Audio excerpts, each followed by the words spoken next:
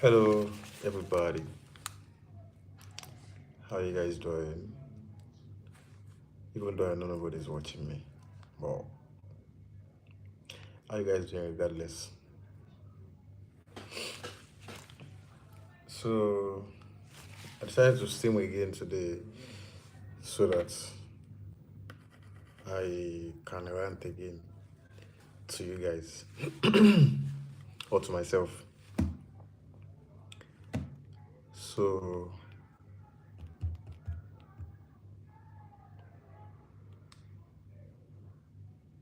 my hands are so white. Anyway, the other time I talked about my YouTube channel, why I've been stuck with my project and what I plan to do next. And I also talked about why I think the 30-day challenge has become so important to the rest of my content. And so I think in my head, I also understand why that project had to be like that. And I think I also understand why I need to move forward instead of waiting to complete that project. But yeah, so I talked about making my other content, making my other tech content without waiting for the 30-day challenge to finish. And I've started making the content. I filmed the content yesterday and it was quite nice. I like it. And I'm going to post it by or before weekend. So I talked about why a lot of people's phone battery doesn't last like it used to, and the reasons that could cause such things. So I like the content. I like it so much. Um, yeah, so I plan to make another one next week. If I post this one this week, maybe by weekend, I'm gonna make another one next week, and then next week after that.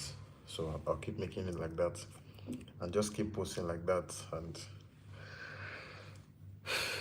but then I'm not abandoning the 30-day challenge. I can never abandon it because it's more like an asset for me, and it's probably one of the hardest things I've had to do in my life.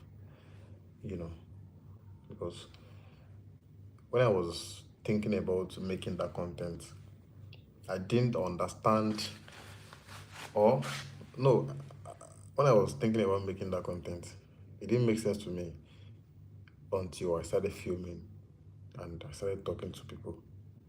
And to my surprise, I was able to talk to 1,600 people one by one. That was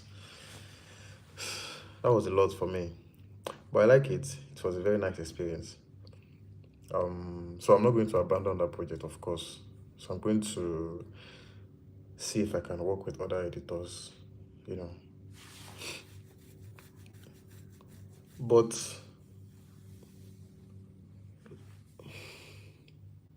so I'm going to see if I can work with other editors and see how we can complete the project. Because I still believe in that project being what I have to do first. Because if my aim is to reach 4,000 watch hours, there are other smart ways to reach it faster than uploading other content and just hoping that, okay, this content will do well. Yes, they will do well because of how much work I plan to put into filming, editing, just the entire structure of whatever content I want to pour out. But the 30-day challenge is naturally structured to do something like that, to be able to get me the 4,000 watch hours, you know. And I think that's very much possible if I execute it the way I plan to. And the way I plan to execute it is the algorithm has something they call pattern recognition. So when you upload a video today, the way YouTube work is they would test that video with a smaller audience, see how they are, see how they receive it, see if they like it or not. So if they like it, it's going to push it to, it's going to test it with another higher audience. Let's say, for example, they started with 500 people, and then they say that they like it, they are watching it, the retention is fine, the hooks is fine, and everything. They would test it with another higher audience, let's say with 1K or 1.5. So now, if we upload the one video, obviously they will be testing with a smaller audience. Yes. So we upload the 1, the 2, the 3, the 4, the 5. I think by the 10, the algorithm would have sensed our pattern of the consistency of us uploading videos every day, and then they'll start testing your older videos with higher audience. So I think the 1 to 15 has the possibility of reaching higher audience, while other days are still being uploaded and doing well. So let's say for 30 days we are not able to reach 4,000 watch hours. I think that's fine. So by the time we upload the 40-minute documentary that would explain the entire thing, it's very much possible for 20,000 people to watch 10 minutes of that content. And like I said, my goal is not even for them to watch 10,000, it's for them to watch the entire content. So I think Nigerian youth are still sleeping on YouTube. A lot of people still think YouTube is just a platform to make videos, you know. So I think they are not seeing it as a business. They're not seeing it as a very big opportunity for them to be able to make cool money, you know. So, because make it make sense to me that we have more than 250 internet users, and we have less than 100,000 creators. So it means that more than 80% of the internet users are just consumers. They are people that just watch content. They do not make content. How unsmart is that? Hmm?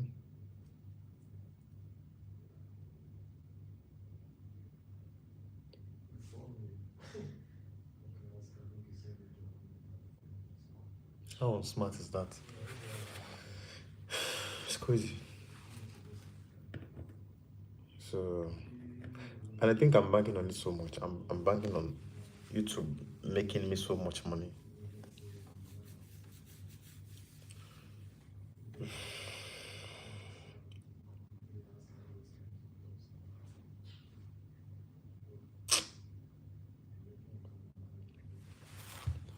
What are you guys streaming for? What are you watching it for? What's this?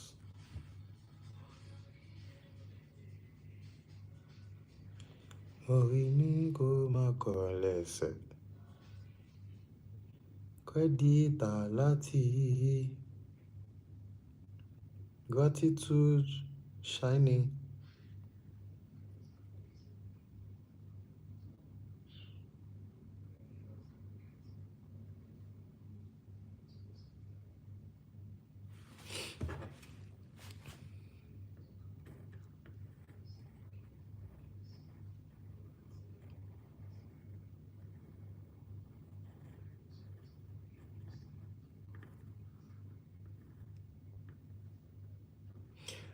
I think content creation is very difficult.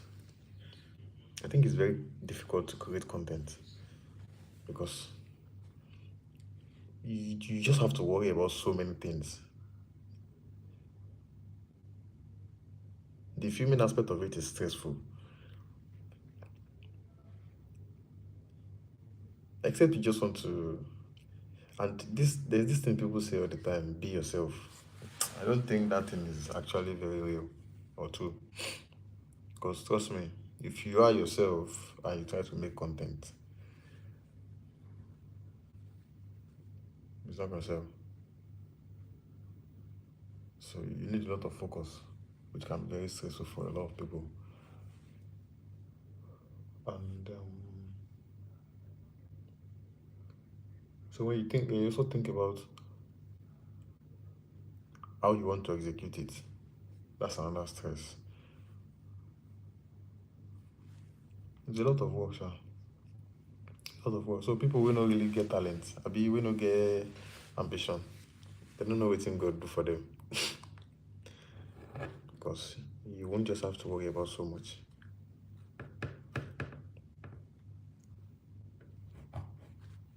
Yeah.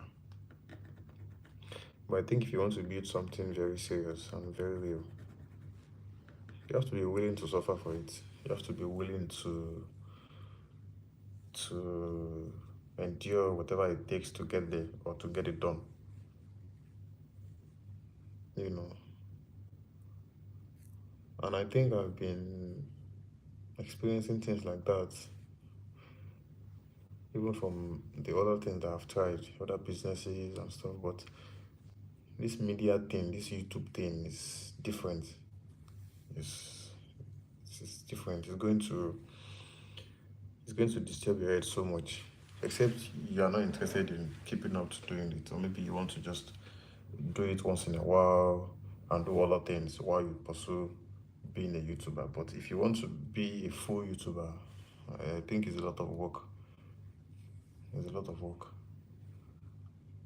Before I started YouTube, I watched a lot of documentaries, creators talking about what to do when you want to become a YouTuber and stuff like that.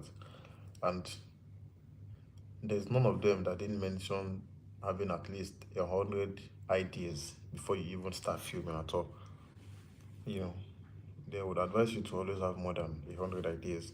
So that, and I think that's them saying that makes sense because trust me, if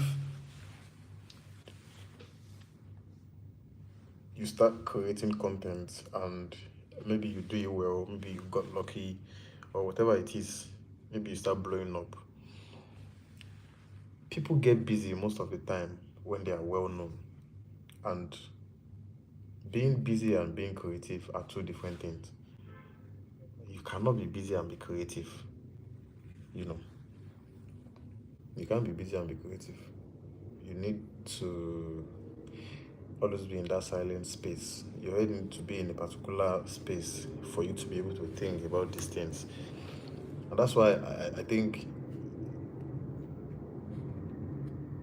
creativity and productivity are two different things. You know, productivity, part of creativity is when you try to execute, you know, which is quite stressful, which is quite chaotic. You know, the filming and everything around filming and executing content and stuff is so chaotic. But where that idea comes from, it's not from a chaotic mind. It's from very calm, cool, silent mind. You know, but I think they work hand in hand. There's no how you would there's no how you would not need both, you know, even though they serve two different gods. But you need them. You need both, you know. So but I think it's nice if you can get there, think of these ideas. So when you start becoming whatever it is you want to become, maybe people have started knowing you and stuff, you will not have time to keep thinking about ideas. So if you've managed to gather at least 100 before you even start, that will give you an upper edge to have things to create for you for some time. Not a very long time, but for some time.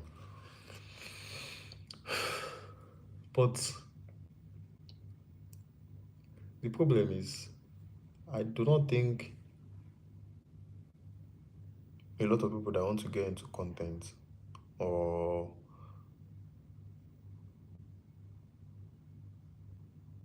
maybe not content, maybe other things. I don't think a lot of people take so much time to structure.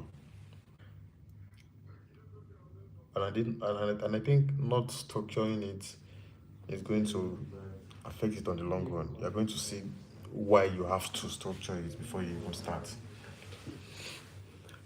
You know.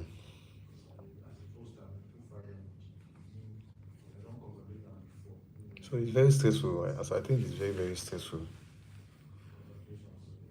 It's very stressful. But I mean, why not? Why not? Why not?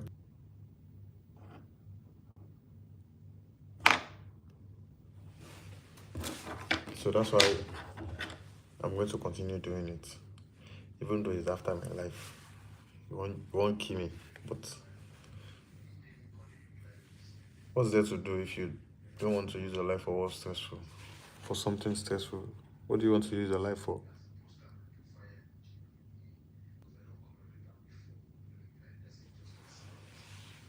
So I'm going to keep doing it.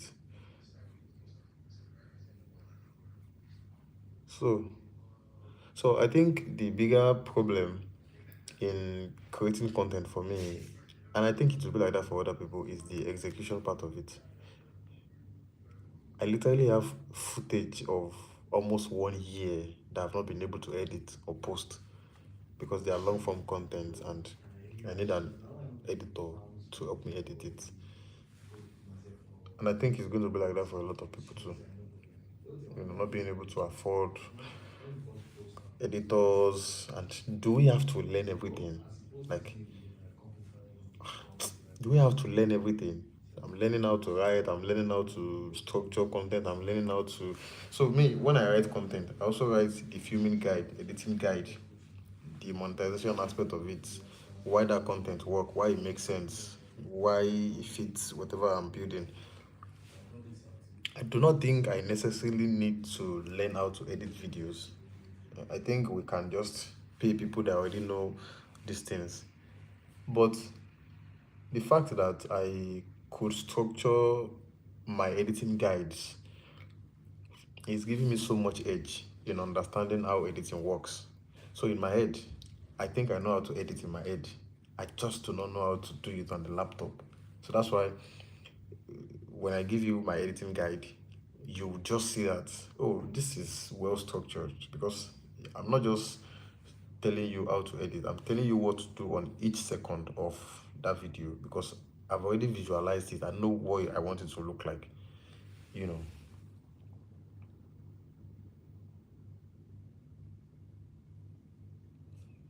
So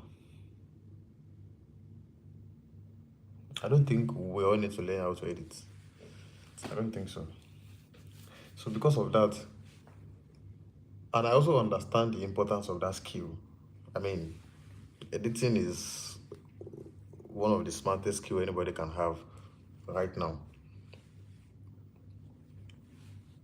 So I know the importance, and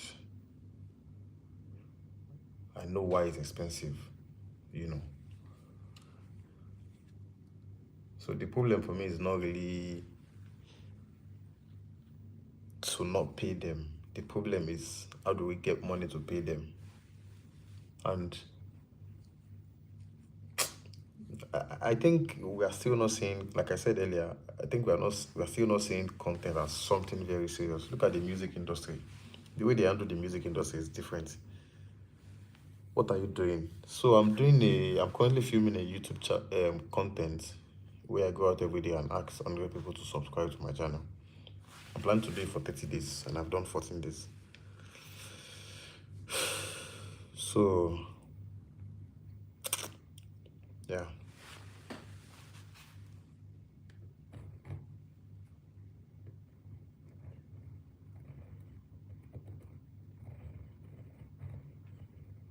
So these are important skills. But I think it will almost be impossible. Abi, I think it's almost impossible for you to be a creator and not know how to edit. Nah, it's not gonna work. You would eventually need to learn it. You know, except you just want to always work closely with an editor. If not, you need to learn it yourself. and I'm doing that. So I think I know how to edit already, but if I can just get someone that will watch my raw files, cut the best part of it, and give me a first draft. If I have a first draft, I think I can continue. I mean, I've tried editing some short content and I was able to do it. So, and I don't want to use AI. There's no how you're going to use AI to edit that you're still not going to need human touch. You need it.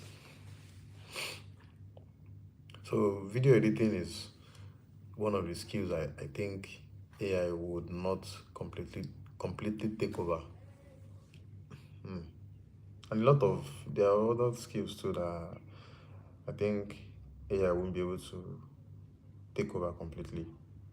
But software development, software testing, blah blah blah. I think AI is capable of taking those ones up completely.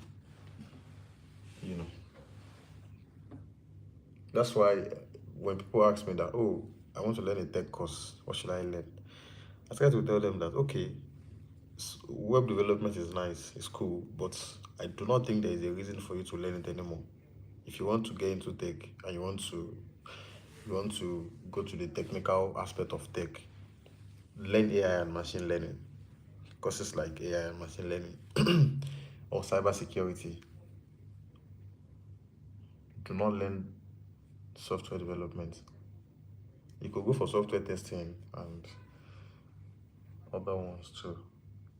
But there are also non-technical aspect of it too that I think people do not know. Virtual assistant, things like that do not require you to learn how to code, you know?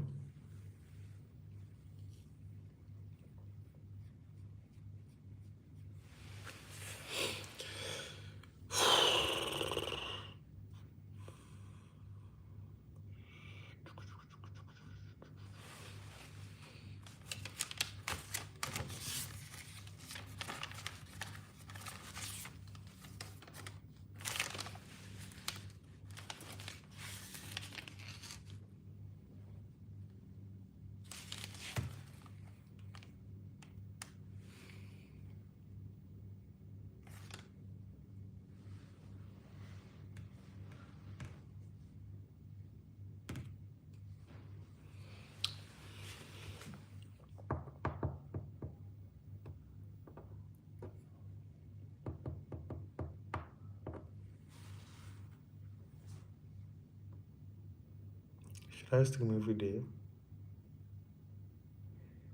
Should I stream every day?